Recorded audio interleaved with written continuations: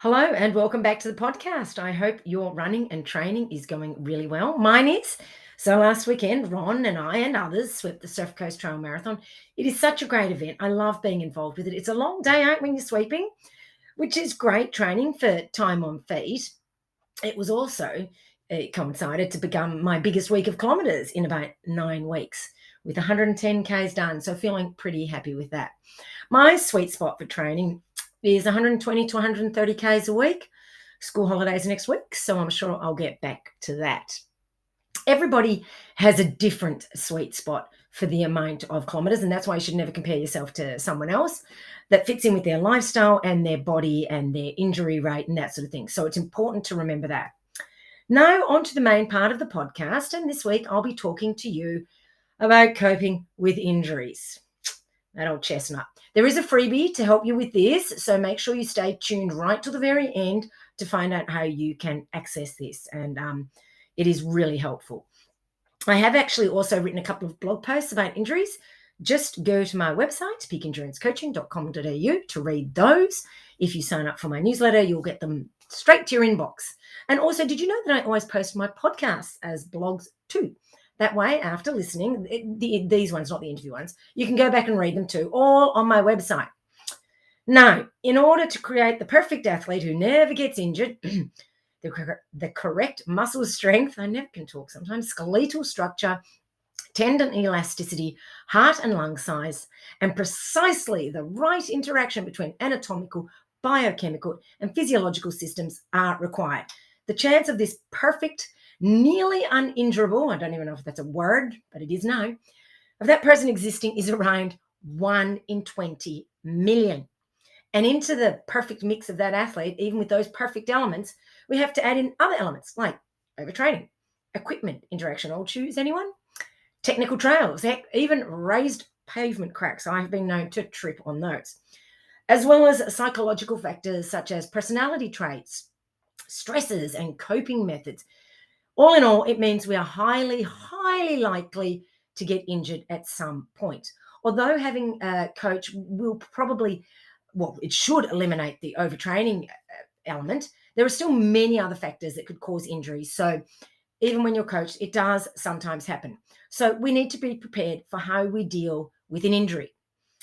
Getting injured can be really hard for runners to deal with, as not only do they have to deal with the possible pain of the actual injury itself, but also the array of negative emotions, such as devastation, feeling like they've been cheated, restlessness, and isolation. You know, if running's your social outlet, you're isolated then. All of these can negatively impact the psychological well-being and general life satisfaction of the runner. On top of all this, some runners may develop a pervading and debilitating fear of re-injury. I know I had that after my stressies many, many years ago. So I've been there, I know it. Right, we'll just take a quick break to thank our sponsor and hear a testimonial from a happy athlete. I really appreciate you listening to these. Now, another area runners may struggle to cope with injury is in relation to their mental health. As we all know, many of us use running to help us cope mentally with life, whether as a stress release, as a physical release of pent-up frustrations after a day at work or with the kids, or just some headspace to calm down and put everything in life in perspective, or just that alone time. It can be as equally as effective as medication. We've all heard that. So when a runner is injured, they're not only losing one of their favorite things to do, they may also potentially be losing a valuable coping mechanism for them, and this needs to be considered. In actual fact, as unbelievable as it may seem, injury can become a time to better understand your body, build up strength for the future to prevent further injuries, reignite your passion for running, and give you higher motivation to compete again in the future. I know I've come back from injuries and cross training. I used to back in the day, and I was so passionate then. Although an injury is never welcomed, researchers have found that those runners who are able to stay confident and positive while keeping their anxiety low will show increased likelihood of a faster and more successful recovery than those who don't. It kind of makes sense, doesn't it? Now, there are 5 stages that runners should go through on their road to recovery from injury. Now, this is just a general thing. It's not a rule.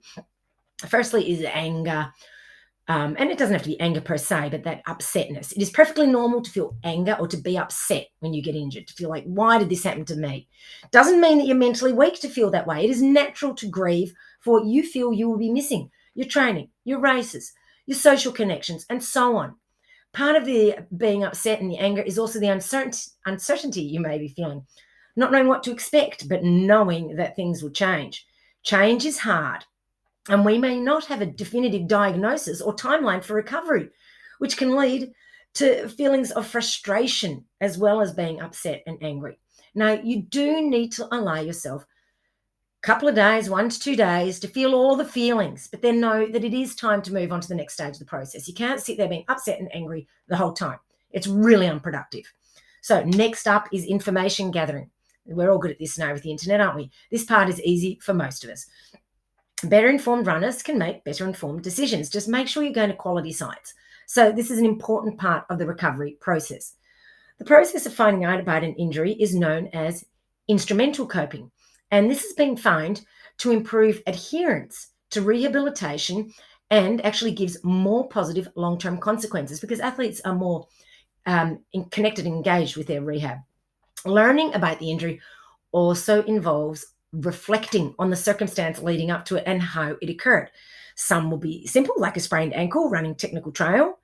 Others, namely overuse injuries, may be harder to find the actual source. For instance, when I had my stress fractures many years ago, I learned that it was part of the Red S, which led me to then change my training and increase my food intake. And increasing the food intake really helped.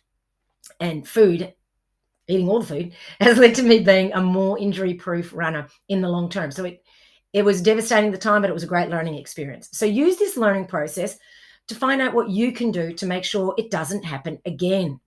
Next, find experts to help you.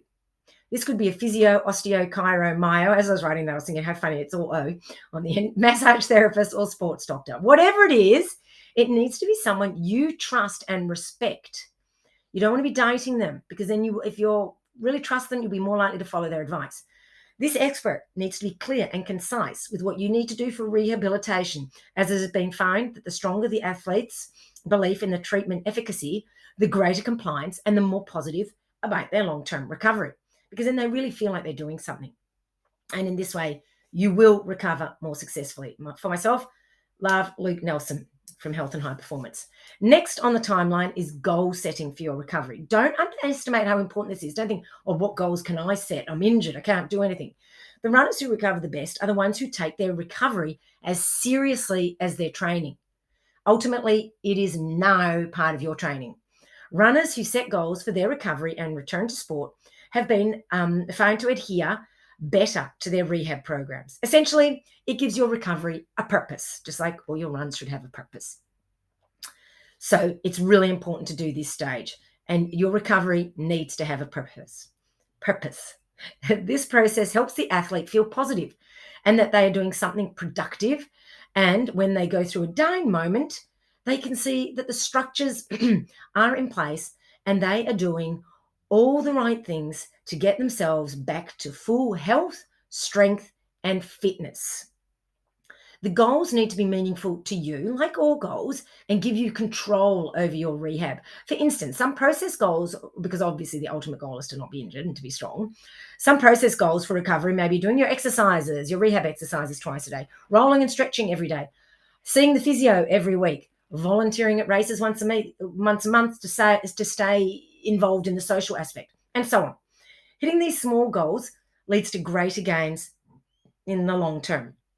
Finally, you need to find something to fill the injury gap. Seeing as you're not training, you will have a lot more time to spare. I normally mountain bike if I'm allowed to, but once again, that's been a long time. Well, physio and your rehab exercises will fill some of that gap, but there will be time gaps and bigger ones. And most importantly, these gaps can be mentally gaps for you that need to be filled. And for me, the mountain biking gets me out in the bush as well. So it's great for that. This can be also a time for you to focus more on your family, your work. You're running social groups, you're volunteering or being a mentor to other runners, finding a new cross-training exercise like, cycling, or on developing your own mental strength practices to help you when you return to running and racing. You could be doing things like meditating, visualizing. Engaging in such activities will help lower any potential depressive symptoms. Trying new sports like cycling, yoga, or strength training if you haven't done it before will make you a stronger and more resilient runner. And developing your mental strategies, like I said, such as visualizing. And can I tell you, visualizing your injury healing is amazingly effective. I did it with my stress fractures. It really feels like you're doing something. And learning focusing techniques and attentional strategies will benefit your running and racing in the long term. Some other points to consider when faced with injury is the effect of social media on your mental health.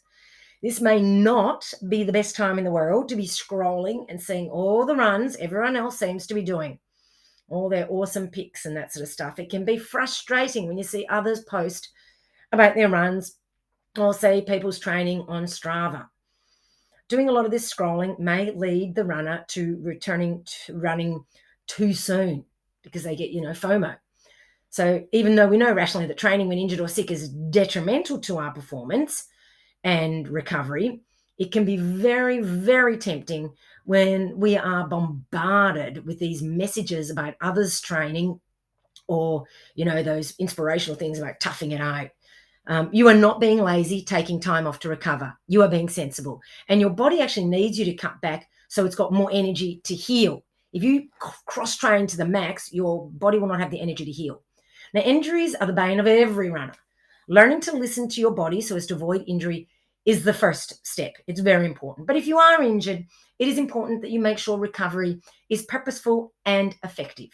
So, as I said, I have a pre-made injury analysis and goal-setting document that you can use to help you on your recovery journey.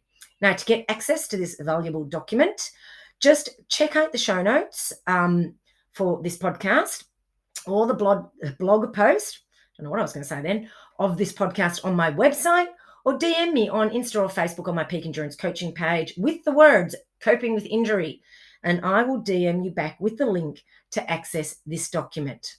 Remember, sometimes injury setbacks can actually propel us to even higher levels in our running. Use this time to slingshot yourself to greater success, and it is possible. Now, don't forget to register for my Mental Toughness for Ultra Running workshop, because all of the strategies will help you cope with injury too. I will be giving you practical, easy to implement, actionable strategies, which means you can use them, not just read them and then put them away, to help you become a mentally tough and resilient runner. Your outlook on racing and performances will improve. All this in a 90-minute to 2-hour workshop. I mean, I don't know. If we end up having a great chat and questions, it might go a bit longer, with time for questions at the end, as well as time for a cuppa and a catch-up. Check out my website, peakendurancecoaching.com.au, for all the registration details. Seriously, you don't want to miss this, and I would so much love to see everyone live. People have asked me if I would be recording this for sale later, and I will. But I will be charging more for the recording. It's $35 to come live, $50 for the recording. I know that seems strange, but I really want to encourage people to come to the live event, because live, it will be so much more valuable for you. Now, thank you so much for joining me today on the podcast. I hope it was informative and you got a lot out of it to help you if you are injured, or to mentally prepare yourself for the time when you may be. And, maybe just download that document, just shove it in a drawer and you've got it there. Now, also, if you're interested in coaching, email me, isabel@peakendurancecoaching.com.au. And don't forget to follow me on socials, Insta or Facebook, Peak Endurance Coaching. And don't forget to DM me for that document.